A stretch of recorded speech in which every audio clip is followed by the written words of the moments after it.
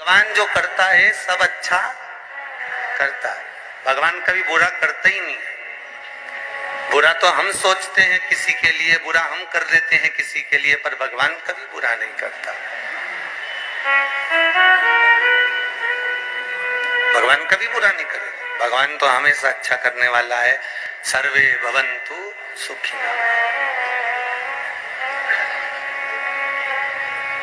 आप स्वस्थ रहें, मस्त रहें। भगवान को जो अच्छा लगता है वो आपको अच्छा लगना चाहिए। आपको लगता है कि इस लड़के के साथ शादी हो जाना थी, इस लड़की के साथ शादी हो जाना था, ऐसा हो जाना था, ऐसा संबंध हो जाना था, पर बाबा ने हो सकता है तुम्हारे लिए और कोई अच्छा चुन कर रखा हो। भगवान ने और अच्छा कोई निकाल कर रखा हो।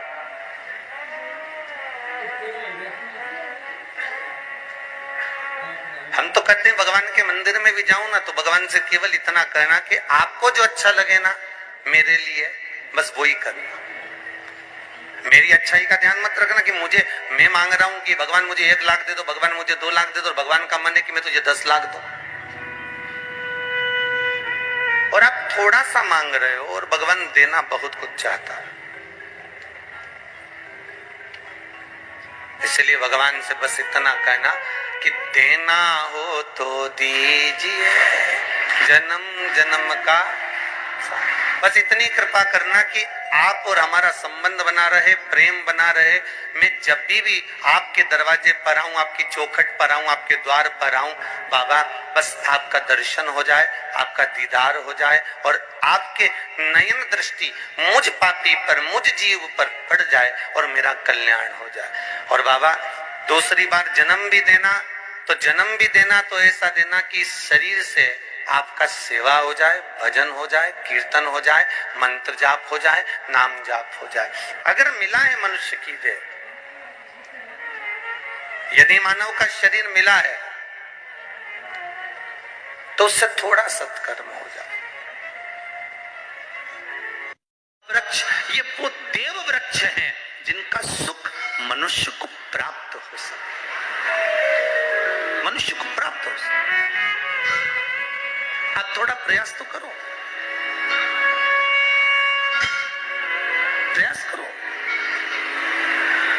कभी लगे गुरुदेव आज हमारे को बहुत थकान लग रही है, शरीर बेकार लग रहा है, सिर दर्द हो रहा है, शरीर में बेकार बहुत कष्ट उत्पन्न हो रहा है।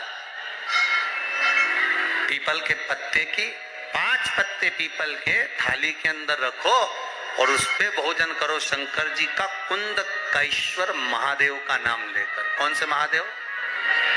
एक बार जम के बोलिए कुंदकेश्वर। कुंदकेश्वर महादेव का नाम लेकर भोजन करना प्रारंभ करो। 15 से 20 मिनट लगते हैं, हमारे टेबलेट खाने की जरूरत नहीं पड़ती। सिर दर्द बंद, शरीर कितना भी दुख रहा हो उसमें आराम लगना प्रारंभ हो जाता है। कुंदकेश्वर महादेव का नाम सुख की अनुभूति कराता है, शरीर के रोग को मिटाने के। कुंदकेश्वर। जब जीवन में कहीं समस्या खड़ी हो जाए, कहीं बहुत विकट समस्या है और कोई हल ना मिल रहा हो, तब जिस शिव मंदिर में आप आराधना करने जाते हो, पूजन करने जाते हो, अर्चना करने जाते हो, उस शिव मंदिर के पास में कहीं बेलपत्री का वृक्ष ढूंढो और उस बेलपत्री के वृक्ष के नीचे केवल आप जाकर 1 मूंग का दाना या 1 चावल, वहीं पर जो कंकर पड़ा हो उसी कंकर को शिव मानकर आप समर्पित कर लोटा भर के जल समर्पित कर दो। आपको ये नहीं है कि माला पकड़ के बैठना, आपको ये नहीं है कि मंत्र का जाप करना, आपको ये नहीं है कि आप कोई मंदिर में जाकर बैठ जाओ। आपने जल चढ़ा दिया, शिव से डायरेक्ट जाकर कह दिया कि मेरी ये समस्या बड़ी विकट है, उसको निवारण आज ही होना है। आप बाबा पर छोड़ दो। 3 घंटा 2.5 घंटा लगेगा, मेरा शंकर उसको सुधारने में लग जाएगा, पक्का है वो सवार है। घर में 2 दिए हमेशा रखना चाहिए, घी का दिया हो चाहे तेल का दिया। ज्यादा से ज्यादा दियों को बदलना नहीं चाहिए।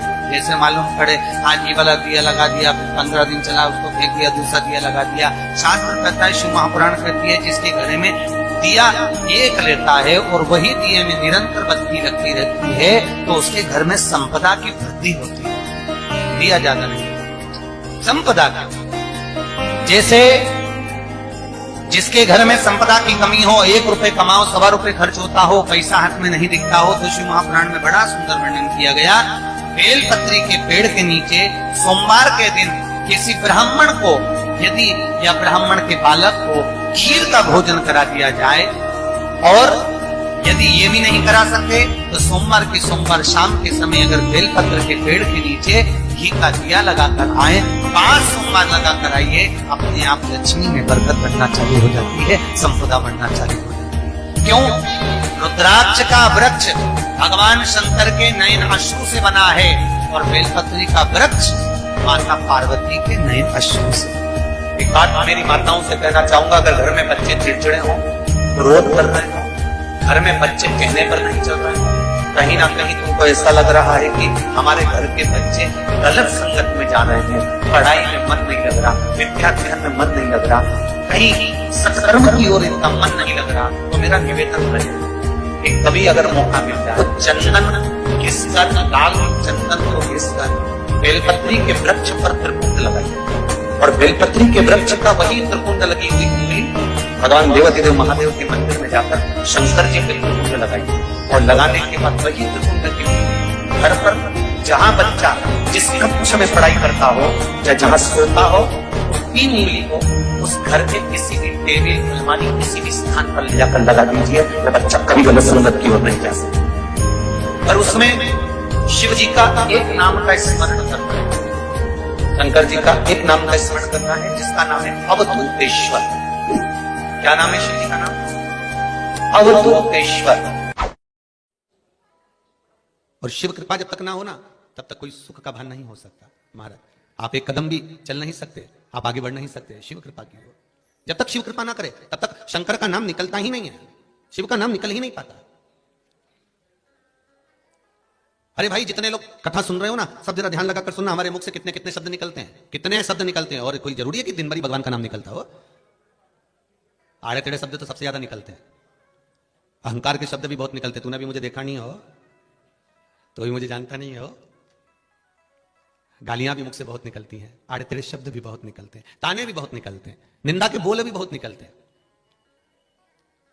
पर उसी बीच में आपके मुख से जब आप शब्द निकल रहे हो, ताने निकल रहे हो, आड़ा टेढ़ा शब्द निकल रहा हो, आपके मुख से कुछ अलग अलग बातें निकल रही हो, दिन भर तुम्हारे मुख से ना जाने क्या क्या निकलता रहता है, दिन भर तुम्हारे मुख से ना जाने क्या क्या बोलते रहते हो, इस जिह्वा से, इस मुख से ना जाने कितने शब्द निकल जाते होंगे। पर उस शब्दों में दिन भर में अगर आपके मुख से एक बार श्री शिवाय नमस्तुभ्यम निकल रहा है, पंचाक्षर मंत्र नमः शिवाय निकल रहा है, राम नाम कृष्ण नाम निकल रहा है, या कोई भगवान का एक नाम या तुम्हारे मुख से यही निकल गया हो, भगवान जाने, वो तो राम जी जाने, शंकर जी जाने, वो तो शिव की कृपा थी, तो आपके मुख से अगर एक बार भी शंकर का नाम, पंचाक्षर मंत्र या श्री शिवाय नमस्तुभ्यम या राम नाम या कृष्ण नाम तुम्हारे मुख से, मां भवानी जगदम्बा का नाम, मां दुर्गा का नाम, किसी भी रूप में अगर भगवान का नाम निकल रहा है, दिन भर के शब्द बोले और उस शब्द में से अगर तुम्हारे मुख से भगवान का नाम निकला, तो जिस समय पर तुम्हारे मुख से भगवान का नाम निकलता है, उस समय पर स्वयं भगवान तुम्हारे मस्तिष्क पर आकर बैठा हुआ होता है, तब जाकर वो निकल पाता है, तब जाकर वो मंत्र नाम निकल रहा है।